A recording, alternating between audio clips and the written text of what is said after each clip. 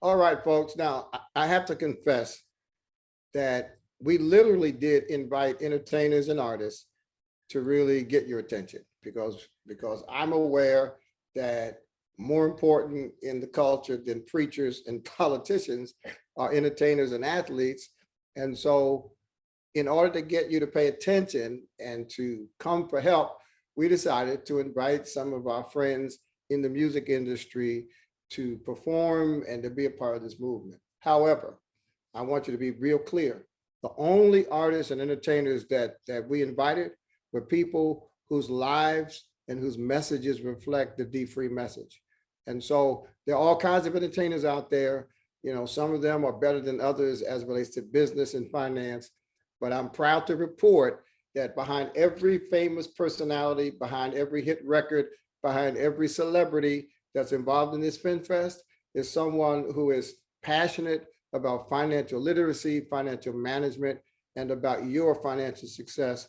And this young man is certainly no different. In fact, he probably personifies dfree principles most and most because he is one who has had to handle his own business after literally creating his own career. Welcome to FinFest, my friend and young brother, Eric Roberson. I so appreciate it. Thank you for having me. What an introduction. I love that. Well, it's true, Eric, because first of all, a lot of young guys right now are pursuing record deals and they just think that signing with a big label is the pathway to success. You signed with a big label and found out some things that I want you to talk about. Well, I was fortunate to get my first record deal when I was 19, Right. when I was at Howard University, and it was very short-lived. Did have a song called The Moon that did very well, but shortly after that, I left Warner Brothers and then went to Island Records, where another president took over that label and dropped everybody. But the blessing for me was I really got into the business after I graduated college and got in as business as a songwriter. So I was able to really watch the different things of the options and of advances, and you know how well you do will decide whether you get another advance. So it wasn't really guaranteed money. I learned very early that music money was fast money. It came fast and left fast, you know. And at the same time, you always had to be prepared for the next gig. When I walked out the studio, I was technically unemployed. You have to pretty much pay everything back. So really a record deal at the end of the day, or a publishing deal, if we break all those things down, are really entertainment bank loans, you know, with a high interest rate. You got to be careful on how much you spend. You might make a great album, but if you spent so much money to make the album, you know, you're not going to see anything on the back end. If you bring in all the huge producers that cost a ton in their advances, then, you know, you're not going to see anything. So, you know, the tough part was just trying to figure it out. And for me, this is my 20th year having my company as an independent artist of releasing our music on our own and putting my own money up and give my own advances. So we figure out how to make it work. Well, listen, that's why I admire you so much, because first of all, you took over your own business. Secondly, you work all the time.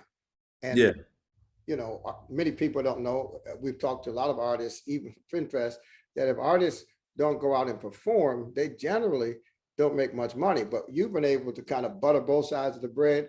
You've owned your own music and your own music company, but then you've also managed your own business and you keep performing. How is it that without the #1 record on the charts, without the #1 video, without the Grammy, you've been able to perform consistently over these 20 years? I think a lot of it comes by the opportunity of earning people, you know, earning their trust. And, you know, for me, being an independent artist, and mind you, think 20 years ago, it wasn't really the norm. It's very much the norm now. 20 years ago, it was kind of scuffed at when we did it, you know, but we would go into cities, and let's say Columbus, Ohio, I always use that as an example.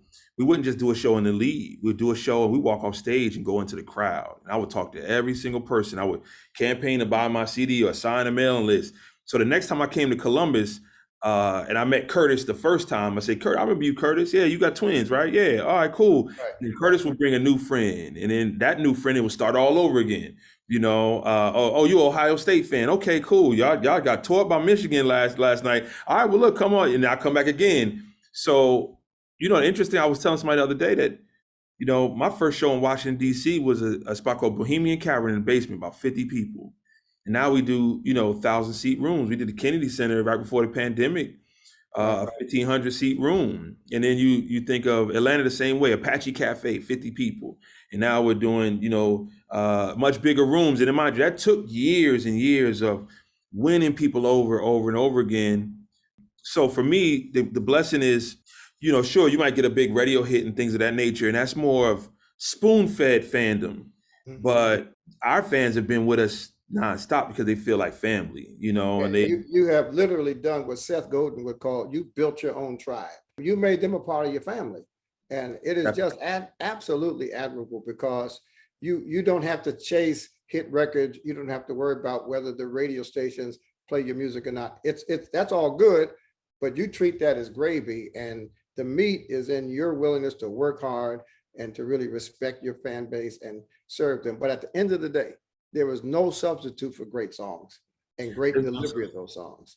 And what I want to thank you for your performance that you're bringing to FINFest. Talk about this great song that you're going to perform. So I have a song called Lessons that we released a couple of months ago. And actually it's probably the biggest record I've had in the last 10 or so years now. It's actually #1 on Heart and Soul on Sirius XM and Right. playing all over. It's doing quite well.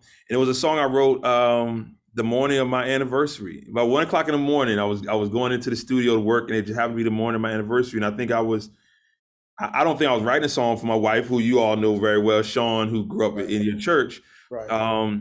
But yet I think while loading it up and it was quiet, it was during the pandemic, I was just kind of thinking about how blessed we are, man. These kids, they're doing well, and our families are well. And man, we made it through these many years, 13 years. And I had a line. The line was, God has a funny way of showing you lessons. That's all I had. And I press record, and the rest was history. The rest was That history. is great, man. It's a great message. You're a great artist. And I look forward to doing more things with you because you really mastered the art of creating your own success. And that's what we're trying to teach people. Yeah. If the world doesn't choose you, choose yourself. If no Yes. one will promote you, promote yourself. But you have to have confidence to use your talent, to monetize your gifts so that you can handle your business. You've been a good provider for your family. You've been an outstanding role model for our community. And I just want to thank you for joining the dfree movement. Thank you. I'm honored. Anytime you need me, let me know. Yes, sir. Thank you. Eric Roberson.